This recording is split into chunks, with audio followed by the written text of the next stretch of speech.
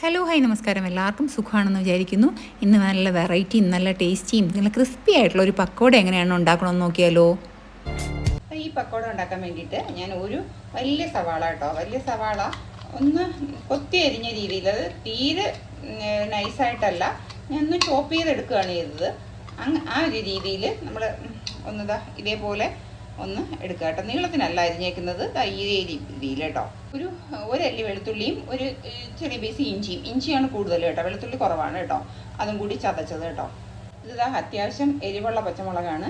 ഇതിനൊന്ന് ചെറുതായിട്ട് കട്ട് ചെയ്തിട്ട് കൊടുക്കാം കേട്ടോ.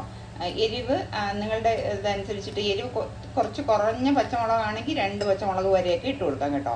ഇത് അല്പം എരിവുള്ള പച്ചമുളകാണ്, അതുകൊണ്ടാണ് ഞാൻ 1 പച്ചമുളക് ഇട്ട് കൊടുക്കുന്നത്. അത് തീരെ നൈസായിട്ട് കട്ട് ചെയ്തിട്ട് നമുക്ക് ഇതിലേക്ക് ഇട്ട് കൊടുക്കാം കേട്ടോ. പിന്നെ പൊടികളായിട്ട് ചേർക്കുന്നത് മുളക് പൊടി, 1 ടീസ്പൂൺ മുളക് പൊടി, കാശ്മീരി മുളക് പൊടിയാണ് ചേർക്കുന്നത്, കാരണം ഈ പച്ചമുളകിന് എരിവുണ്ട് കേട്ടോ. പിന്നെ ഒരു 1/8 ടീസ്പൂൺ മഞ്ഞൾപ്പൊടി, പിന്നെ ഒരു 1/2 ടീസ്പൂൺ ചിക്കൻ മസാല, പിന്നെ ആവശ്യത്തിലേക്കുള്ള ഉപ്പ്. എന്നിട്ട് ഇതെല്ലാം കൂടി ഒന്ന് കൈകൊണ്ട് ഒന്ന് നന്നായിട്ട് മിക്സ് ചെയ്ത് ആ ഉള്ളിലൊക്കെ ആ നീരൊക്കെ ഒന്ന് ഇറങ്ങി വരണം. ആ ഉള്ളിയുടെ നീരിലിരുന്ന് വിട്ട് വേണം ഈ പൊടികളൊക്കെ ഒന്ന് നനഞ്ഞു കിട്ടാനായിട്ട് കേട്ടോ.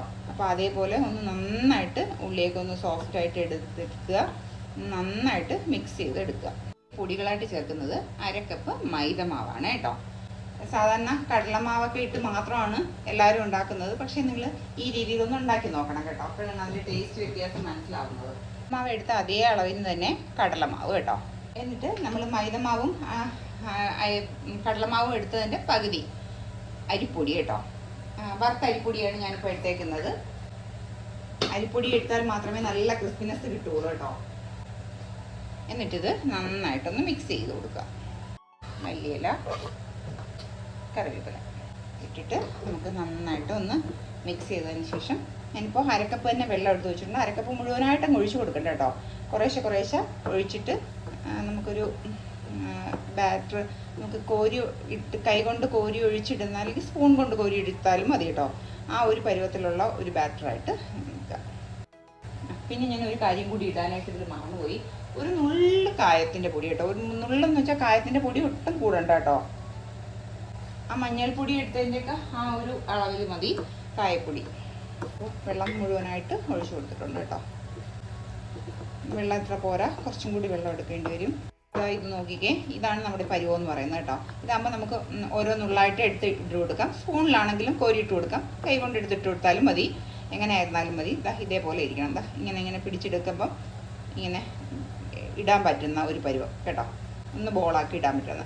അതൊരു 10-15 മിനിറ്റ് ഇരിക്കട്ടെ. നമ്മുടെ എണ്ണയൊക്കെ ചൂടായി വരുന്ന സമയത്ത് നമുക്ക് ബാക്കിയുള്ള പരിപാടികളൊക്കെ ചെയ്യുമ്പോൾ എണ്ണയൊക്കെ ചൂടായി വരുന്ന സമയം വരെ ഇതിങ്ങനെ ഇരിക്കട്ടെ, വെയിറ്റ് ചെയ്യാം.